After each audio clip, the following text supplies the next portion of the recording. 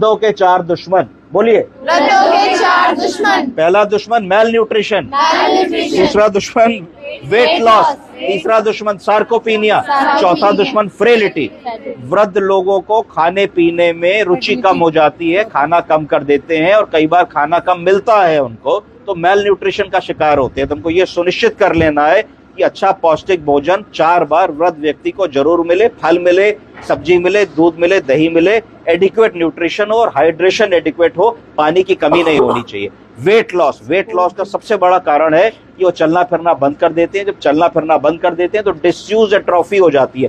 Disuse atrophy का मतलब है कि किसी भी चीज को इस्तेमाल नहीं करोगे तो बेकार हो जाएगी। अगर हाथ पे प्लास्टर लगा दो, 6 हफ्ते बाद काटो तो लिख पाओगे? नहीं लिख पाओगे, कई महीने लगेंगे उसको वो करने के लिए।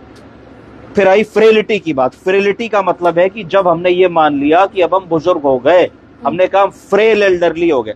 फ्रेल एल्डरली या फ्रेलिटी का मतलब है कि हमने हिम्मत छोड़ दी, हम बैंक तक नहीं जा सकते, हम मार्केट तक नहीं जा सकते, हम अकेले नहाने भी नहीं जा सकते, खड़े होंगे तो गिर पड़ेंगे, हम अपना जूते का फीता खुद नहीं बांध सकते, हम अपना कुछ भी काम खुद नहीं कर सकते, हम अपना डेंचर भी खुद नहीं लगा सकते, हियरिंग मशीन भी खुद नहीं लगा सकते। हमको हर काम के लिए एक सहायक की जरूरत है, फैमिली के सपोर्ट की जरूरत है, जिसको फ्रेलिटी सिंड्रोम कह देते हैं।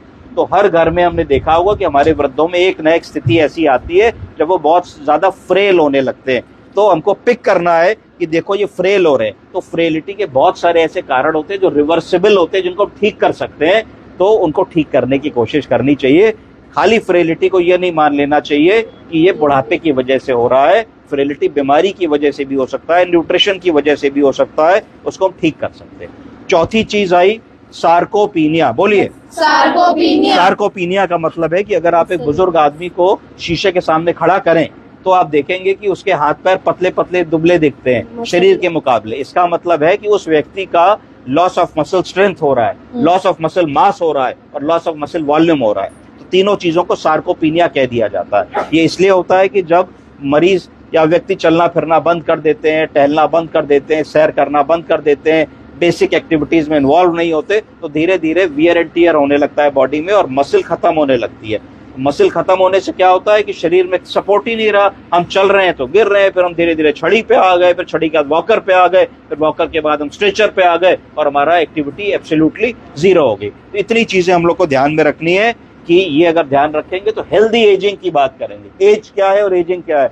एजिंग को होम्योस्टेनोसिस कहते हैं। होम्योस्टेनोसिस का मतलब है कि हर व्यक्ति जो पैदा हुआ है वो एक दिन एडल्ट होगा 20 साल की उम्र में, और 20 साल की उम्र के बाद से उसके शरीर में चीजें कमजोर होने लगेंगी, जीर्ण शीर्ण होने लगेंगी। जैसे मुझे चश्मा लग गया, आपको भी लग गया।